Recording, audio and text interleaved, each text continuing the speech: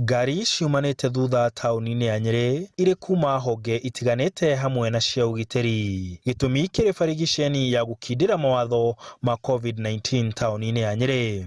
Na kuma kĩrabu kĩmwe magathiĩ kĩngĩ taũni-inĩ ya Nyerĩ. Mwangi akiuga irabu nyingĩ nĩ irarũmĩrĩra mĩtaratara ĩrĩa maigĩte, no nĩ kũrĩ iria iragarara mawatho. Na nĩ tũratũmire public health officer athiĩ mba icio ciothe akĩmeraga indo iria magĩrĩire gũkorwo menacio nĩgetha tũmahingũrĩre. Na nĩ arathire na arera irabu icio ciothe ihinge kinya ikorwo. Na nĩkĩo tũkũrũmĩrĩire ũmũthĩ kuona atĩ irabu icio ciothe nĩ hinge. Na no njuge nĩ twakena nĩ tondũ tiga irabu ithatũ tu, icio ingĩ ciothe ciuma hinge.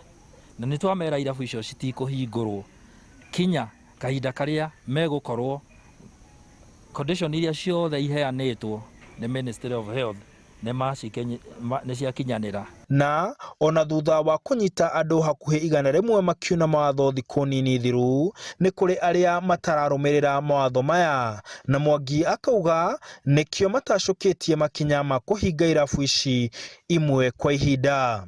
Na kũrũmĩrĩra hau nĩ tũraugire irabu icio ciothe cirauna watho ũrĩa wakĩrirwo wa kũgitĩra COVID gũthi na mbere na kwenderea.